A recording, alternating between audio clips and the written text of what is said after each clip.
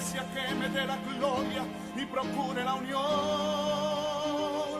Yo quiero una iglesia que sane al herido, que rompa cadenas, liberte al cautivo, que aclare la mente al que está confundido y que hable verdad. Yo quiero una iglesia que con su mirada le brinde esperanza al alma angustiada. Yo quiero una iglesia que sane la herida de la humanidad. Yo quiero un rebaño donde mis ovejas se sientan seguras y llenas de paz, donde mi palabra sea su alimento. Allí quiero morir. Juzga a los filisteos. Capítulo 48, hay un juicio declarado sobre los moabitas o sobre Moab. Capítulo 49, sobre los amonitas, sobre Edom, sobre Damasco, Cedar y Azor y Elam, otras ciudades ahí no muy conocidas. Y en el capítulo 50, Babilonia. Entonces Dios juzga a su pueblo y después por medio del profeta decreta, anuncia juicios sobre las naciones conocidas en aquel entonces. Ahora nosotros tenemos que entender que los juicios de Dios que se hablaron por la boca del profeta Jeremías fueron hablados antes de que sucedieran, fueron anunciados antes de que sucedieran. Entonces cuando vamos a la historia y vemos la sucesión de los imperios, nos damos cuenta que sucedió lo que Dios había anunciado que iba a pasar. Los juicios de Dios se cumplieron. Y si los juicios de Dios se cumplieron en el Antiguo Testamento, podemos estar seguros que se van a cumplir los que están todavía pendientes de cumplir. El apóstol Pedro en el capítulo 4, primera carta de Pedro, capítulo 4, verso 17, escribió: porque es tiempo de que el juicio comience por la casa de Dios. Y si primero comienza por nosotros, ¿cuál será el fin de aquellos que no obedecen al evangelio de Dios? Este texto nos habla acerca de que Dios juzga a su pueblo. Dios juzga, la Biblia incluso menciona que Dios juzga cuando hay injusticias cometidas entre hermanos. Dios es el juez.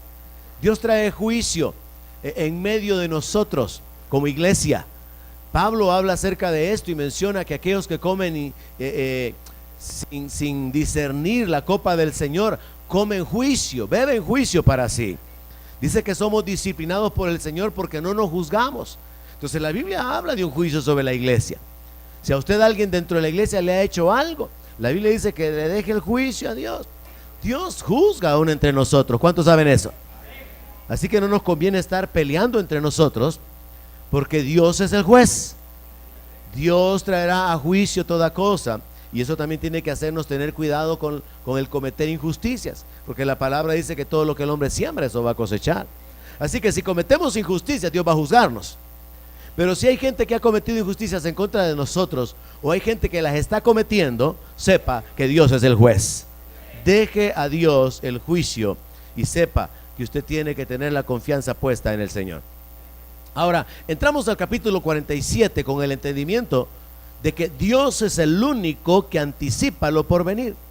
Mire, es curioso, pero usted no encuentra escrituras, por ejemplo, las escrituras sagradas budistas, por ejemplo, hablan acerca de la vida, un poco de filosofía, un poco de sabiduría, sobre cómo vivir, sobre cómo actuar, pero no contiene la palabra profética que usted encuentra en la Biblia. ¿Por qué? Porque la Biblia sí es la palabra de Dios. Y en la Biblia Dios revela lo que Él hizo y lo que Él hará. En la Biblia Dios revela su carácter, su propósito. Dios revela su poder. Entonces podemos estar seguros que la Biblia es la palabra de Dios, porque ahí están escritas las cosas que se anunciaron antes de que sucedieran. Y se han anunciado cosas que están sucediendo actualmente. Y se han anunciado cosas que se van a cumplir delante de nuestros ojos también. Así que el capítulo 47 comienza con una profecía, con un juicio. Entendamos que en el Antiguo Testamento la profecía incluía el juicio. En el Nuevo Testamento la profecía ya no incluye el juicio, sino que consolar, exhortar y edificar. Pero a través del profeta Dios hablaba juicio, hablaba las cosas del futuro en el Antiguo Testamento y revelaba las cosas secretas. Así que aquí la profecía establece un juicio y dice, verso 1, palabra de Jehová que vino al profeta Jeremías acerca de los filisteos, antes que Faraón destruyese a Gaza. O sea, queda registrado de que antes de que Egipto, el faraón de Egipto, se levantara y destruyera a los filisteos, Dios le reveló a Jeremías todo lo que iba a sucederle a los filisteos en el capítulo 47. No voy a detenerme con todo ello porque hay una gran cantidad de declaraciones que todo redunda en el juicio de Dios, en una descripción un poco poética, en una descripción un poco más amplia. Así que lo más importante es entender esto: Dios es el único que anticipa las cosas por venir. Y antes de que los filisteos fueran destruidos, Dios le da la palabra al profeta y le hace saber: Faraón va a venir a destruirlos. Y así sucede. Ahora, esto concuerda con la idea principal con la que estoy comenzando esta noche. Y en Isaías capítulo 42 verso 9, Dios, hablando a través del profeta, dice: he aquí se cumplieron las cosas primeras, y yo anuncio cosas nuevas. Antes que salgan a luz, yo os las haré notorias. Oiga lo que Dios dice: he aquí se cumplieron las cosas primeras, y yo anuncio cosas nuevas. Antes que salgan a luz, yo os las haré notorias. Un ejemplo práctico de esto es: Dios anunció a través del mismo profeta Jeremías que la virgen iba a dar a luz, que una virgen iba a concebir. Dios anunció a través de Jeremías capítulo 9 que un hijo iba a nacer, un hijo iba a ser dado, y que el principado sería sobre su hombro, y que su nombre sería llamado Admirable, Consejero, Dios Fuerte, Padre Eterno, Príncipe de Paz. Era una profecía sobre el nacimiento de Cristo. Ya se cumplió. Pero ahora la palabra contiene esta otra profecía: y aparecerá por segunda vez en relación con el pecado. Cuando usted dude acerca de que el Señor vendrá, recuerde, ya se cumplió, que Dios anunció que nacería de una virgen. Ya se cumplió. Y podemos estar seguros que la segunda venida de Cristo también será una realidad, porque es Dios quien anticipa las cosas. Hubo juicios sobre las naciones. La Biblia nos habla acerca de juicios venideros en el libro de Apocalipsis. Si se cumplieron aquellos juicios, podemos estar seguros que los juicios que están todavía pendientes de acontecer van a suceder. En otras palabras, podemos confiar en la palabra de Dios porque podemos darnos cuenta de la fidelidad de la información que está escrita en ella.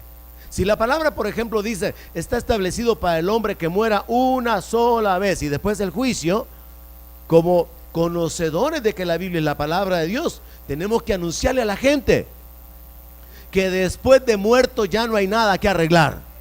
Está establecido que el hombre muera una sola vez. No hay reencarnación, no hay posibilidades de volver a la vida en otra y tener otra oportunidad. Y sobre todo, cuando el hombre muere, queda determinada su eternidad. ¿Sabe? Mucha gente necesita saber eso. Quizás usted tiene familiares, al igual que yo, que piensan que después de que mueran, con algunos rezos, algunas misas que se paguen, van a hacer algo a favor de sus almas. Usted necesita hablarle claramente a sus familiares: está establecido para el hombre que muere una sola vez, y después del juicio. Nada se puede cambiar después de muerto. Pero esto tiene que causar en nosotros una inquietud, hermano, porque a veces como que estamos ahí muy tranquilos, ¿verdad? No, él es católico, no, él es carismático, y como cada quien con sus ideas, ¿verdad? No, hay que proclamar la palabra de Dios. Dios anuncia las cosas que están por venir. Dios nos revela a través de la Biblia su voluntad para que nosotros, conociéndola, caminemos de acuerdo a esa información, pero también transmitamos a otros esa información. Así que ese es un punto práctico que aplicar. Capítulo 48 se nos habla del juicio sobre Moab, el juicio sobre los moabitas. Solo quiero utilizar el verso 35. Escogí algunos versos más sobresalientes de cada capítulo o de cada nación. Verso 35: y exterminaré de Moab, dice Jehová, a quien sacrifique sobre los lugares altos y a quien ofrezca incienso a sus dioses. Dios está diciendo que Él va a juzgar, va a exterminar, se va a acabar a los idólatras. Es en el Nuevo Testamento que el apóstol Pablo trae la revelación de que los que sacrifican algo a los ídolos, a los demonios los sacrifican. Nosotros en lo particular como iglesia tuvimos una experiencia hace años de ministrar liberación al sacristán de la iglesia del Calvario, porque fue traído acá por el hermano Mario, que por cierto ya más tarde va a venir. Él trajo a este hombre para que fuera liberado, porque este hombre había sido dedicado a San Francisco de Asís. Y cuando trajeron a ese hombre para poderlo ministrar, yo comencé a hablar con él. Él me contó toda la historia, que su mamá desde muy pequeño lo había consagrado al santo, que lo había dedicado, y que cuando ya había tenido una edad de conciencia, creo que anduvo por ahí como por los 12 años, hizo lo que hizo Ana con Samuel más pequeño. Se lo fue a entregar al cura, se lo entregó al sacerdote, y ahí lo terminaron de criar. Ahora, como la mamá hizo un pacto con San Francisco de Asís y lo entregó, cuando este muchacho vino acá a la iglesia, fue en los tiempos en que Gustavo estaba todavía aquí conmigo ayudándome. Cuando este muchacho vino a la iglesia, se pudo detectar casi inmediatamente, en la primera vez que yo hablé con él, que había un demonio en él, y el demonio se identificaba como San Francisco de Asís. Y él me contó que las experiencias que él tenía era que el demonio entraba en él y salía, y él estaba consciente, porque él era un vaso dedicado a San Francisco de Asís, y que el demonio, aunque él no lo llamaba demonio, él pensaba que era un santo, él entraba en él y salía, y él lo podía ver. Y yo le pedí que me lo describiera, y me dijo: viste una capucha café y anda un cinto dorado, un cinto así amarillo aquí, y todo el tiempo el rostro yo no se lo puedo ver porque está como escondido con una capucha. Así que yo no le he visto nunca la cara, me dice, pero yo lo veo a él cuando se viene y se mete en mí, y yo lo he visto a él cuando se sale de mí y me deja. Entonces estoy tratando de expresar, aclarar la idea de que Dios habla de juicio sobre los idólatras. Dios dice: voy a exterminar a quien sacrifique en los lugares altos y a quien ofrezca incienso a sus dioses. Dios está hablando de juicio sobre la idolatría. Y repito la idea, en el Nuevo Testamento Pablo revela que quien sacrifica a los ídolos, a demonios le sacrifica. Entonces, en esa iglesia y en la mayor parte de iglesias donde se promueve el culto idólatra, lo que la gente ignora es que mientras ellos están adorando al santo de su devoción, que no puede escucharles, en realidad están adorando demonios. Este muchacho al final fue liberado. Él tuvo varias manifestaciones. Una de las más inolvidables para mí fue en un día que teníamos oración. Estábamos aquí en un círculo orando, y de repente comienzo a oír algo extraño. Abro los ojos y me doy cuenta que él está temblando, los ojos se le están trabando. Lo saco ahí, lo llevo aquí donde está la pizarra, llamo a Gustavo para que me ayudara para ministrarlo, y el hombre con la mirada perdida y los ojos se le trababan. Y entonces nosotros, ya sabedores de la palabra, de la autoridad, de la fe, fuera en el nombre de Jesús, déjalo libre. Y el demonio estaba ahí queriendo controlar su mente, y no quería obedecer. Y repentinamente el demonio hizo algo que puede parecer risible para la mayoría, como lo pareció para mí en ese momento, y me dijo: a la perica, vosotros ya me estáis cansando. Me habló en castellano, me habló así con acento de España. Usted tiene todo el derecho de no creerme, pero eso sucedió ahí exactamente.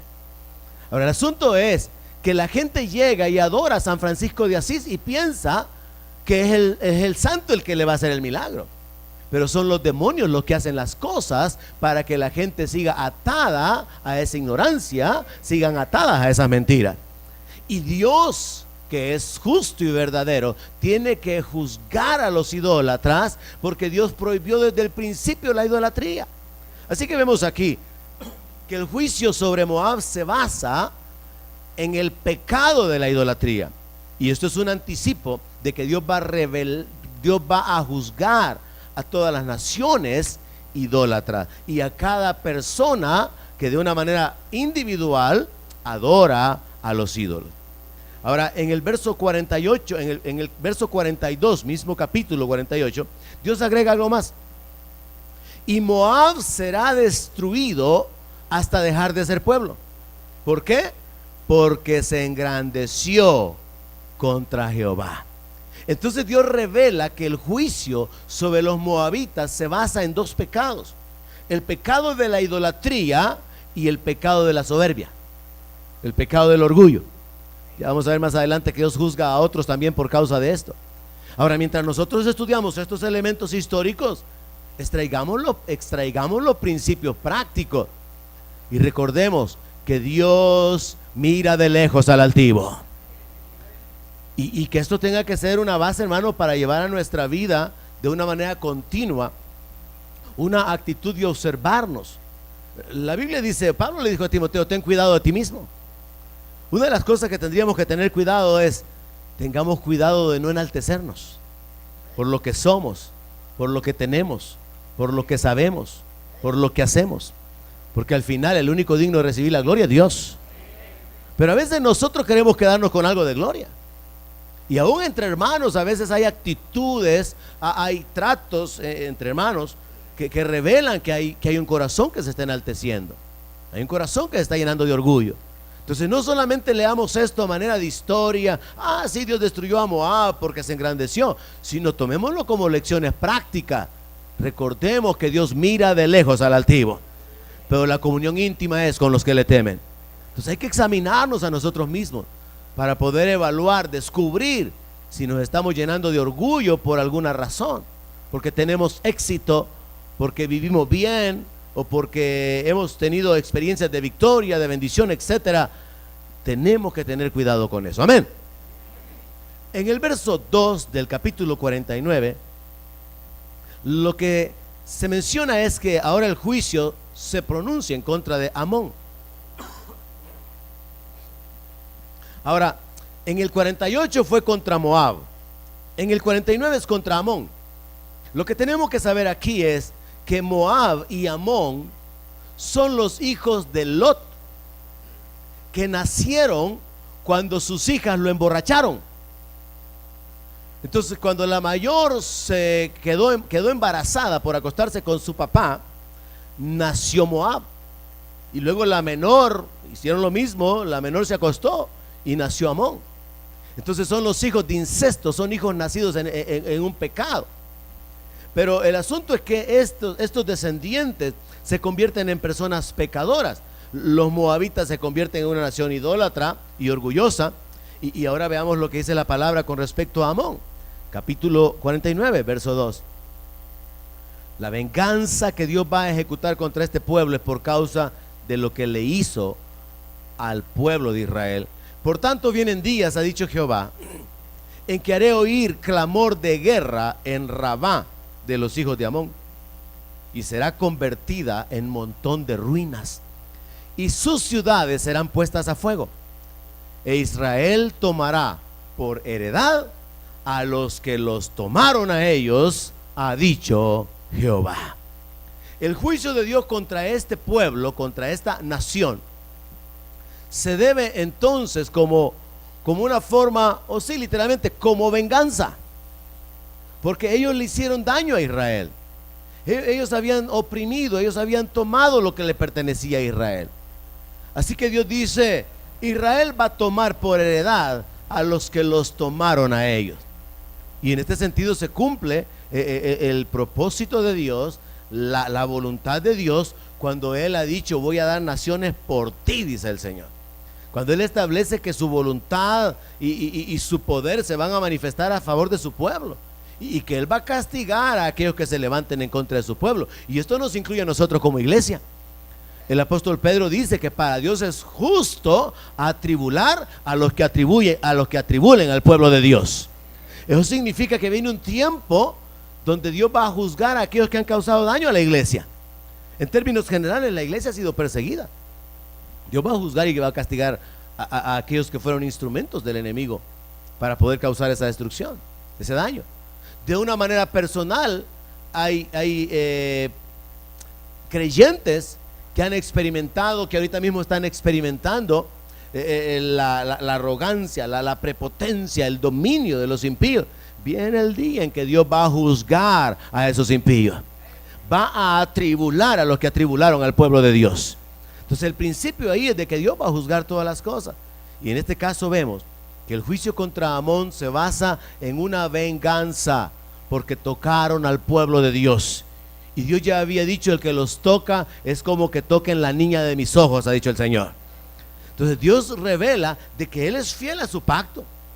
Y eso tenemos que trasladarlo a nosotros como iglesia, hermanos, porque nosotros estamos aquí como parte del pacto hecho con la sangre del Señor Jesucristo.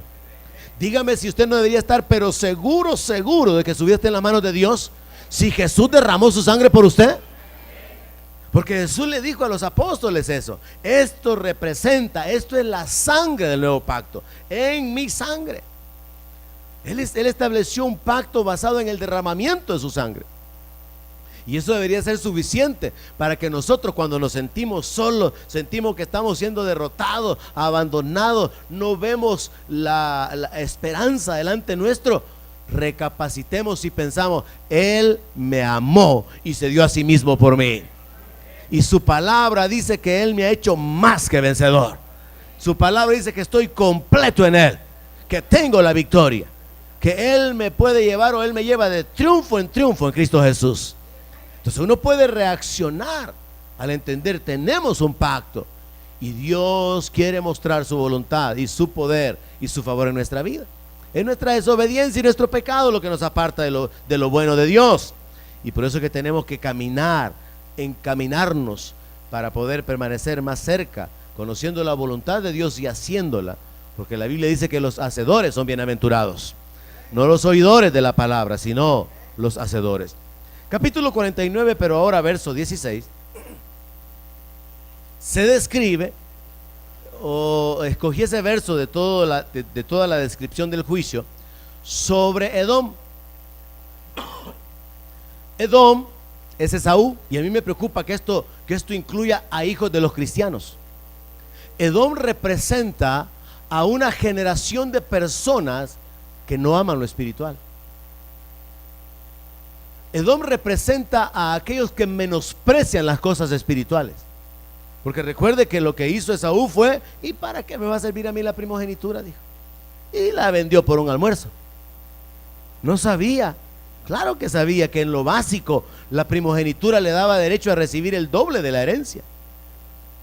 Pero él menospreció a Dios, menospreció los principios de Dios, menospreció lo espiritual. Entonces Edom representa a las personas altivas, a las personas arrogantes, y Dios revela eso de una manera bien directa en el verso 16. Así que es importante poner énfasis esta noche en ese pecado en particular, aunque estamos aprendiendo que hay diferentes razones por las cuales Dios va a juzgar a las naciones o a las personas, pero ahora se repite el pecado del orgullo. Veamos el verso 16. Tu arrogancia te engañó y la soberbia de tu corazón, tú que habitas en cavernas de peñas, que tienes la altura del monte, aunque alces como águila tu nido, de allí te haré descender, dice Jehová. Dios describe a través de este verso que la razón por la cual Él va a traer juicio o castigo es por causa de la soberbia, es por causa de la arrogancia. Soberbios son los hijos que responden mal a sus padres. Soberbios son aquellos que se consideran intocables y que tienen que ser tratados de una manera especial por los demás. Soberbios son aquellos que actúan de una manera independiente, de una manera irrespetuosa hacia la autoridad.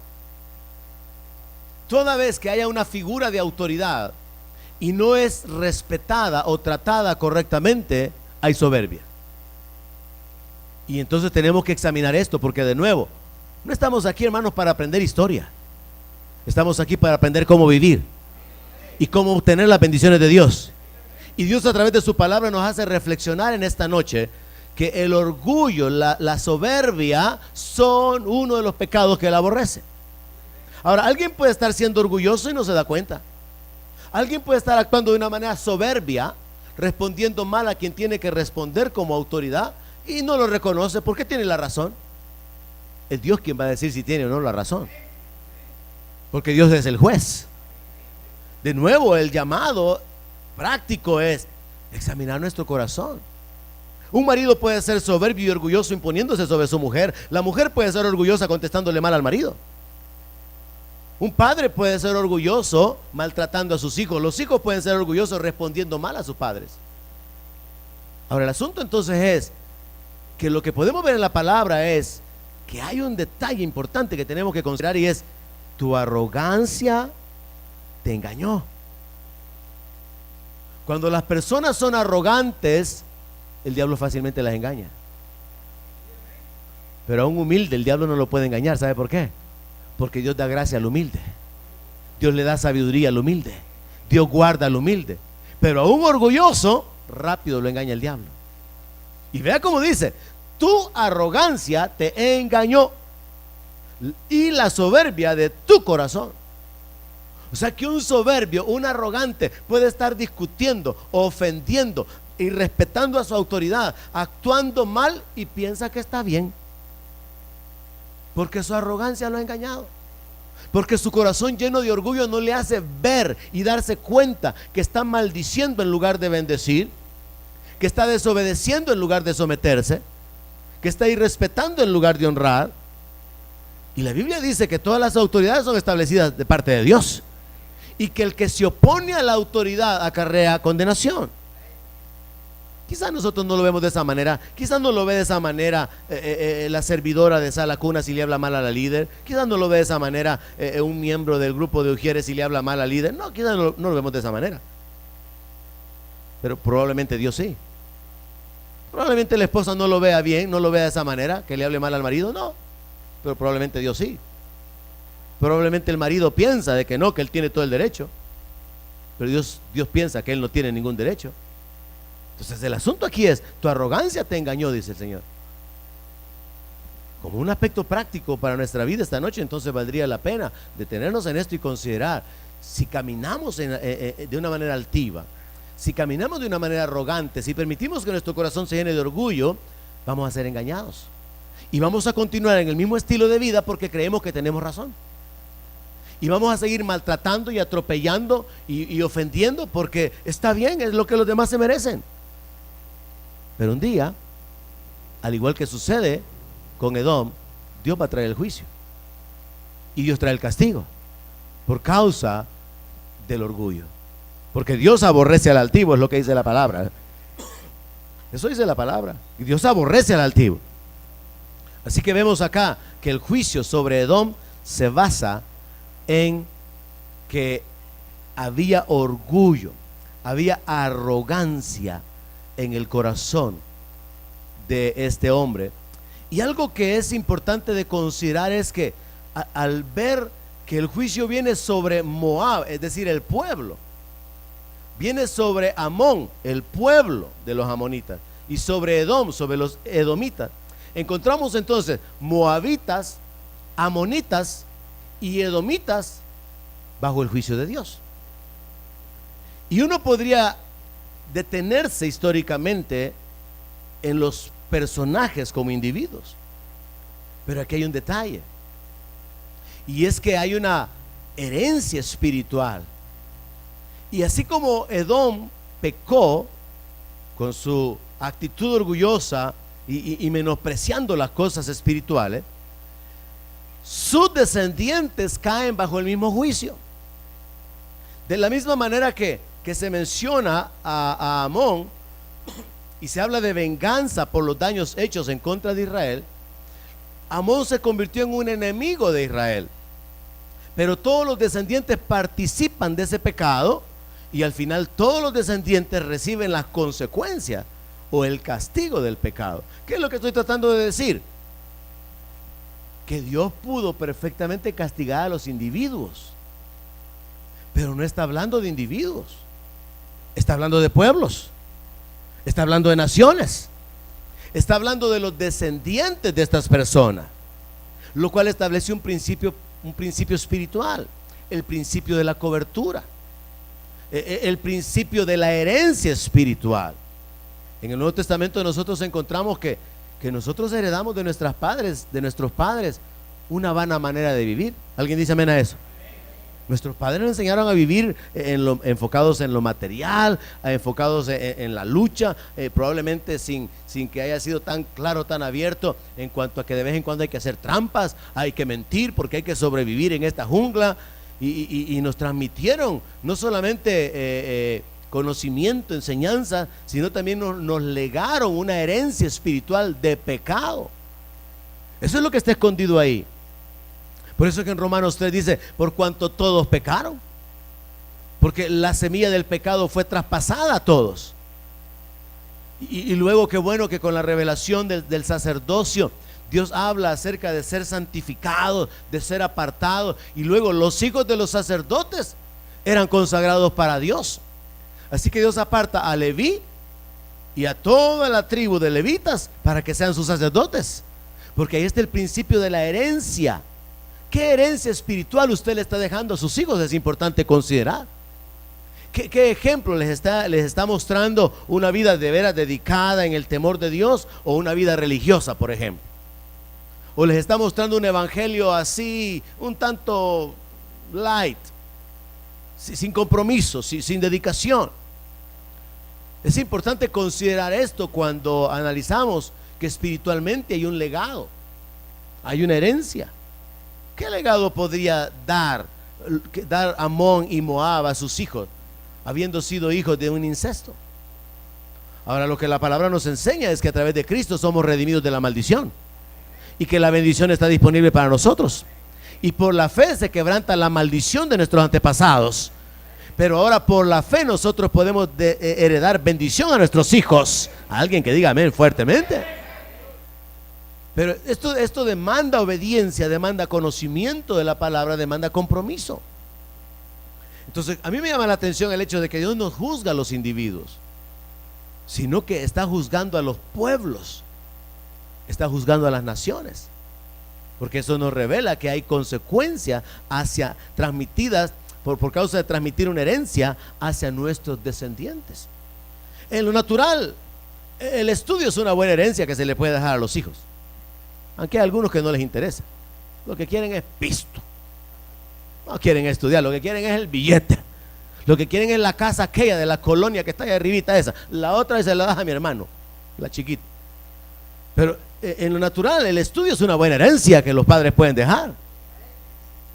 El conocimiento de Cristo quizás es la más grande herencia que se puede dejar en lo espiritual, porque es la herencia conectada con la vida eterna. Pero que cuando los hijos ven que los padres realmente tienen como algo ligero el asunto del reino, no va a ser una herencia posible de transmitir. Mire qué diferente cuando se considera lo que Pablo le dice a Timoteo.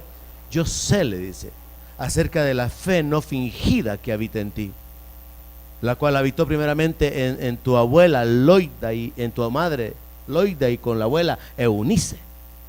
Qué tremendo cuando vemos ahí cómo la abuela se encargó de instruir a la hija y la hija instruyó al hijo. Paréntesis, aunque cometió un pecado, porque Timoteo era hijo de padre griego y los judíos no tenían que mezclarse. Pero aunque cometió un pecado, instruyó bien a Timoteo, y Pablo lo llama verdadero hijo en la fe.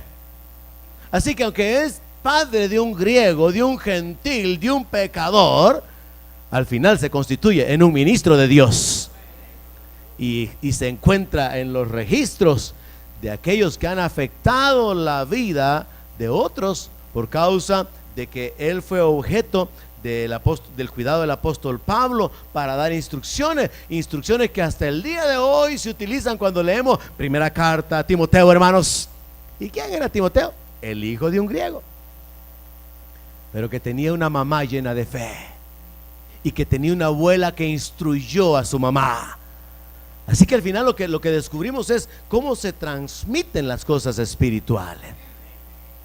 Y entonces pensemos de esa manera nosotros como padres, y aún los jóvenes o los que están todavía como hijos, pensemos todos de esa manera, mentalicémonos de esa manera. ¿Qué es lo que vamos a dejar a nuestros descendientes? Es importante. Si el dinero está bien, perfecto, si el dinero sirve para mucho. Sí, las cuestiones materiales, excelente. La educación, sí, perfecto. Pero lo espiritual es algo invaluable. Y en lo espiritual, Moab, Amón y Edom fracasaron. Así que viene el juicio sobre ellos. El juicio viene sobre los pueblos, sobre las naciones. Luego se nos habla en el verso 25 del capítulo 49, el juicio sobre Damasco. ¿Cómo dejaron a la ciudad tan alabada, la ciudad de mi gozo? Recuerde que estamos cubriendo el hecho de que Dios trae juicio sobre su pueblo, pero luego Dios trae juicio sobre todas las naciones, porque Dios es el juez de toda la tierra. Entonces, a través de Jeremías nosotros podemos tener un entendimiento profético de que Dios no solamente va a juzgar a la iglesia, a los creyentes, y va a dar a cada uno según sus obras, su recompensa, su disciplina, su castigo, como pueblo de Dios, como iglesia, sino que también luego Dios se extiende para traer juicio sobre todas las naciones. El apóstol Pablo escribió en el libro de Hebreos capítulo 6 que una de las doctrinas básicas es la doctrina del juicio eterno. Eso es algo que también sus familiares necesitan saber. Hay un juicio. ¿Sabe por qué la gente se suicida? Porque la gente piensa que ese es el fin de su sufrimiento. Si la gente supiera que ese es el inicio de la eternidad sufriendo, probablemente no lo harían. Pero ellos no lo saben. Usted lo sabe. Necesitamos anunciar a la gente lo que sabemos, hermano. Estar en la iglesia para aprender nos ayuda a que nosotros seamos beneficiados. Pero tenemos que ir al mundo y hacer discípulos y enseñar las cosas que nos son enseñadas a nosotros. Fallamos, pecamos como aquellos dos leprosos dijeron o se cuidaron de no hacer, quedándose callados cuando descubrieron que habían tesoros que habían dejado los sirios que habían rodeado la ciudad. Ellos dijeron: nuestra maldad nos va a alcanzar, no estamos haciendo bien, porque ellos estaban comiendo hasta saciarse y estaban tomando de los tesoros que habían quedado ahí, pero no le querían decir a nadie. A veces como creyentes actuamos de esa manera. Sí, conocemos la palabra, nuestra esperanza está puesta en Dios. Sí, amén, estamos firmes. El Señor es mi escudo, Él es mi galardón, Él es mi gloria, Él es el que levanta mi cabeza. Y hablamos con firmeza y con sinceridad sobre la experiencia de que Él realmente es nuestro ayudador, que hemos confiado en Él y Él ha sido nuestro pronto auxilio en la tribulación. Pero Dios todavía sigue esperando que nosotros seamos canales de bendición. Dios todavía quiere usarnos como instrumentos en sus manos. Dios todavía quiere que nosotros vayamos y hagamos discípulos a otros. Hay gente a la que usted puede alcanzar, hay gente a la que usted puede testificar, hay gente a la que usted puede guiar a Cristo. Yo ni siquiera los conozco, pero donde usted se mueve, donde usted trabaja, donde usted estudia, donde usted se relaciona con otras personas, donde usted vive, hay gente a lo que usted puede alcanzar. Hay que anunciarle a la gente las verdades que aprendemos de la palabra, hermano. Y una de esas verdades es: el juicio viene. Otra de las verdades es: Cristo viene. Otra de las verdades es: ya no hay nada que hacer después de muerto.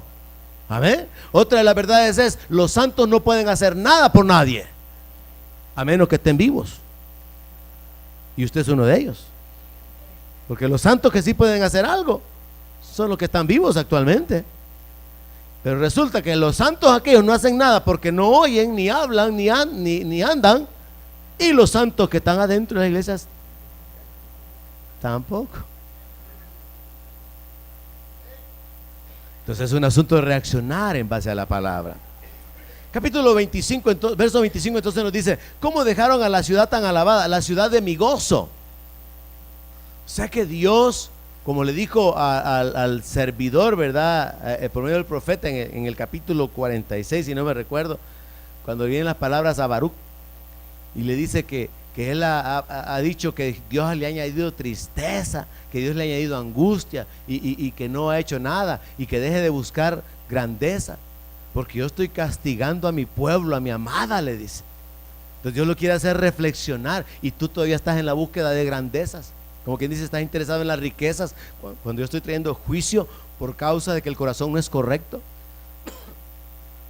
Y ahora Dios inserta brevemente un juicio sobre Damasco. Quizás algunos se recuerdan, ¿verdad? Ah, que tú no sabes lo que en Damasco pasó. ¿Se acuerda? Aquellos coritos de ayer. Cuando dice que Pablo, ¿verdad?, cayó porque fue el Espíritu Santo, ¿verdad? Fue el Espíritu Santo. Entonces, mire lo que dice la palabra aquí. Para Dios Damasco era una ciudad amada. Y Dios dice eso de Jerusalén. Dios dice eso de Damasco. Dice, ¿cómo dejaron a la ciudad tan alabada? La ciudad de mi gozo. Y ya es para ir cerrando el capítulo 49 entonces, que Dios establece que Él decretó, Él permitió que el juicio viniera sobre su pueblo, sobre su ciudad amada.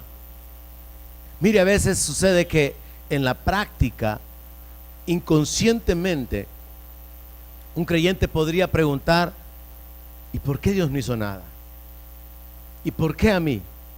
¿Por qué a mí me pasó esto? Y no sabemos, porque no podemos mirar cómo nuestras acciones del pasado pudieron causar algo que estamos experimentando ahora. Porque nosotros podemos causar maldición en nuestra vida. Mire, usted puede causar maldición en sus finanzas. Y luego está, es que yo no sé por qué Dios no me bendice, yo no sé por qué Dios no me ayuda. Y un hermano llegó hace 2 años y yo lo veo bien bendecido. Es que él probablemente no hizo lo que usted hizo hace 5 años. Y a veces nos preguntamos, ¿por qué Dios no hace? ¿Por qué Dios no me ayuda? ¿Por qué Dios no me responde? Pero como Dios trata a cada uno como hijo y azota, dice la palabra, al que recibe por hijo, Dios tiene un trato bien particular con cada uno, hermano. Es un trato bien personal. Y en ese trato bien personal, Dios deja a veces que nos pasen cosas malas. A veces nos pasan cosas malas porque nosotros sembramos algo. Y la Biblia dice claramente, Dios no puede ser burlado. Todo lo que el hombre siembre, eso va a cosechar. Y eso funciona en las cosas buenas y en las malas, hermano. Entonces nos conviene cosechar algo bueno, nos conviene sembrar algo bueno para cosechar cosas buenas. Pero a veces sembramos mal y después tenemos la cosecha. Y después estamos ahí pensando, ¿y por qué? ¿Y por qué Dios no me responde? Yo no entiendo, yo no veo la mía. Pero fuimos infieles. Pecamos contra nosotros mismos por nuestras propias actitudes. Y en este caso lo que vemos es, Dios deja a una ciudad que era la ciudad de su gozo que fuera destruida. ¿Por qué? Por causa del pecado. Ahora aclaremos aquí que a veces suceden cosas malas a los creyentes, como en el caso de Job, no porque haya sembrado mal, porque a Job le reprocharon que él no había ayudado a las viudas ni a los huérfanos, sino que se había aprovechado, y no era cierto. Pero cuando no es cierto el juicio que hacen en contra suya, Dios viene a favor suyo para levantarlo.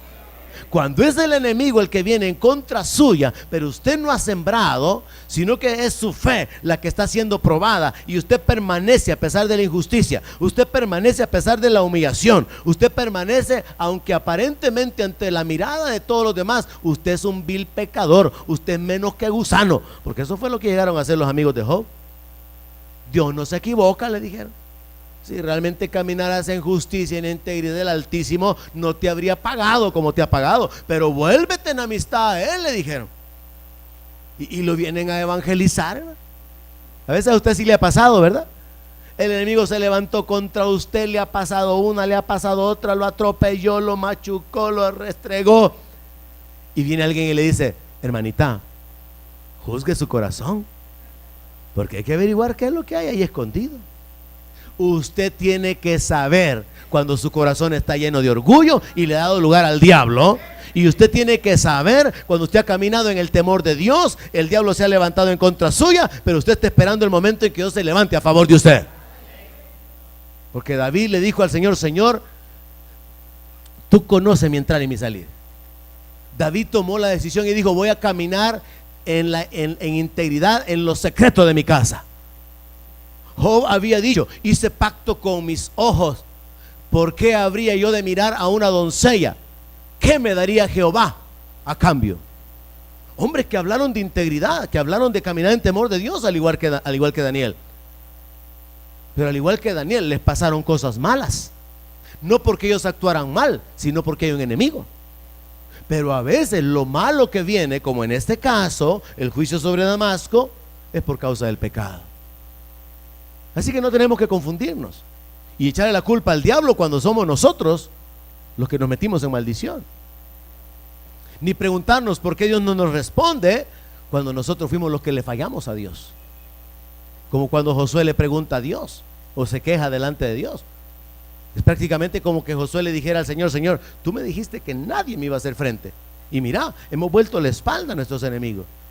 Y Dios le reclama: ¿y por qué me clamas a mí? Israel ha pecado, y han tomado del anatema, y han mentido, han hurtado y han mentido. Entonces Dios le dice: yo no soy el culpable, el pueblo ha pecado. Entonces ahora Josué tiene que arrepentirse de estar confrontando a Dios e ir a tratar directamente con el pecador y sacar el anatema, sacar la maldición de su vida. ¿Qué lección práctica podemos extraer de esto? Que aún el pueblo de Dios puede padecer por causa del pecado, de la desobediencia, de la incredulidad, por causa de la siembra. Y Dios va a permitirlo. Pero ¿qué espera Dios en ese tiempo? El arrepentimiento para la restauración. Amén. Entonces Dios habla, o Dios incluye a través de este capítulo 49 el juicio sobre Damasco. Y termina este capítulo hablando, yo no voy a hacerlo, sobre el juicio sobre ciudades que hasta son un poco desconocidas y no hay mayor relevancia en esto. Se habla del juicio sobre Cedar y Azor y sobre otra ciudad ahí llamada Elam. Ahora, lo que podemos concluir es que Dios está juzgando a todas las naciones conocidas entonces. Próximo martes continuaremos con el capítulo 50. Capítulo 50 y capítulo 51 cubren el juicio sobre Babilonia. Y de Babilonia se nos habla un poco en el libro de Apocalipsis, porque Babilonia es el centro, la base de toda la idolatría, de toda la confusión religiosa que existe hasta el día de hoy. Babel significa confusión, y toda la confusión religiosa que hay hasta el día de hoy se generó allá, en el reino levantado por Nimrod. Vamos a hablar sobre eso el próximo martes y a entender que en Jeremías Dios anticipa un juicio sobre la Babilonia de aquel entonces, pero en Apocalipsis Dios habla del juicio sobre la Babilonia de este tiempo, que es la madre de las abominaciones, la madre de las rameras, o sea que es la madre de las religiones y de toda la confusión que hace que la gente diga: yo no sé quién tiene la verdad, o sea, a mí me tienen confundidos, yo no sé a quién creerle, y al final terminan creyendo en enanitos verdes y esperando naves espaciales, porque hay una confusión que el enemigo ha traído. Concluimos acá entonces capítulo 49. Próxima semana cubriremos el capítulo 50 y creo que terminamos completamente el libro, porque el libro de Jeremías no termina con palabras del profeta, sino que parece que le agregaron, el escritor le agregó capítulos que son casi paralelos a algunos escritos de los reyes. Así que el último capítulo en particular ya no es de Jeremías. Así que la próxima semana concluimos con el estudio de este libro. De nuevo la invitación, váyase al canal de YouTube de la Iglesia Centro Cristiano de Fe, San Salvador, y usted puede ver toda la serie ahí y aprender aspectos prácticos de vida para nosotros que pueden ayudarnos a vivir en bendición y en victoria. Oramos y nos despedimos.